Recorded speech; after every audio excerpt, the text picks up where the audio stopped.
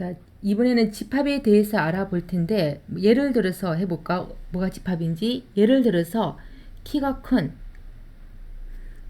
사람의 모임 이런 게 있다라고 생각을 해봐. 그럼 이런 거는 사람에 따라서 보는 방법에 따라서 다르잖아. 내가 생각할 때 내 키는 크지만은 나보다 다른 사람이 볼 때 내 키가 작다고 생각할 수도 있는 거니까 이렇게 애매한 거는 집합이 아니야. 예를 들어서 키가 160cm 이상이야. 키가 160cm 이상인 사람의 모임. 이런 경우에는 정확하게 명확하지. 160보다 이상이 되면 안에 들어가는 거고 그렇지 않으면 아닌 거니까 이런 경우는 집합이야. 그럼 집합이란 거는 뭐냐면 그 대상을 명확하게 구별할 수 있는 거, 분명히 구별할 수 있는 거, 명확하고 확실하게 대상을 분명히 구별할 수 있는 모임. 구별할 수 있는 모임. 이런 애들을 집합이라고 말을 해.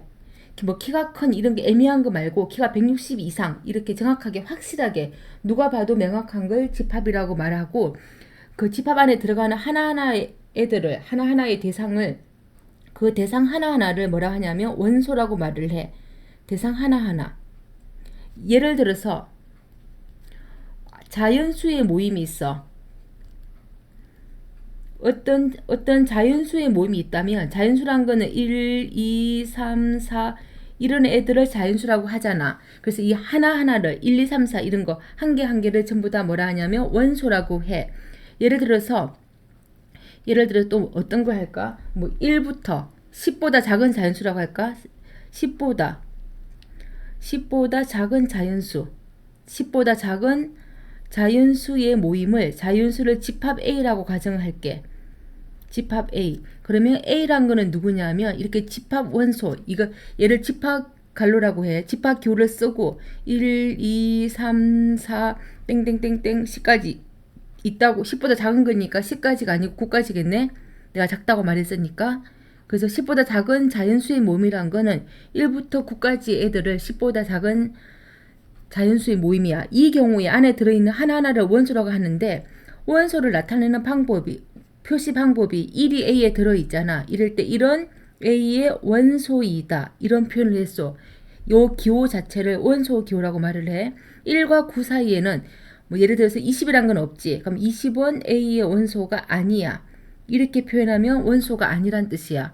아니 예를 들어서 뭐 2분의 1 같은 것도 A에 들어있지 않잖아. 들어있지 않은 거는 원소가 아니다.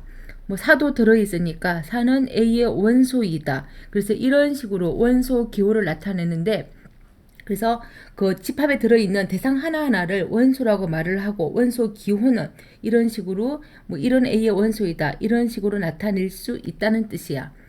그 다음에 집합의 표현 방법이 세 가지가 있는데 원소 나열법, 조건 제시법, 벤 다이어그램 이런 애들이 있어. 예를 들어서 뭘 할까? 이번에는 예를 들어서 뭐 6의 약수라고 할까? 6의 약수의 모임을 얘를 집합비라고 할게. 얘를 집합비라고 한다면 원소 나열법을 나타낼 때는 집합 B는 집합 갈로 열고 6의 약수니까 1, 2, 6이니까 1, 2, 3, 6 이런 식으로 나타낼 수 있어. 원소 하나하나를 쓰고 원소와 원소 사이에 콤마를 찍어서 나타내는 방법이 원소 나열법이야. 조건 제시법은 B가 있는데 B는 누구냐면 X바, X는 6의 약수 이런 식으로 나타내는 방법을 조건 제시법이라고 해. 그럼 조건 제시법이란 건 뭐냐면 얘 6의 약수를 만족하는 X를 모아놓은 집합 이런 식으로 X바, X는 6의 약수 이렇게 표현하는 방법을 조건 제시법이라고 해.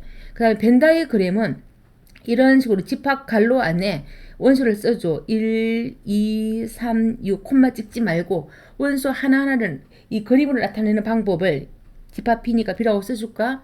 이런 방법을 벤 다이어그램이라고 해. 그럼 세 개 다 문제에서 많이 쓰는 거야. 그러면 집합의 표현 방법은 원소 나열법으로 전부 다 써도 일일이 나열해도 되고 조건 제시법으로 그 집합을 뭐 말로 아니면 식으로 표현할 수도 있고 벤 다이어그램처럼 그림으로 그릴 수도 있다는 뜻이야. 그럼 여기서는 집합의 기본 개념 집합이란 건 그 대상을 명확하게 알 수 있는 거. 그 대상을 분명히 구별할 수 있는 거. 누가 봐도 확실하게 알 수 있는 걸 집합이라고 하고 그 대상 하나하나를 원소라고 말을 해. 원소 나타내는 방법은 얘처럼 이런 A의 원소이다. 누구는 원소가 아니다. 이런 식으로 나타낸다는 뜻이야. 여기까지는 집합의 기본 개념이니까 집합의 기본 개념을 이해를 하고 다음 문제를 풀어보자.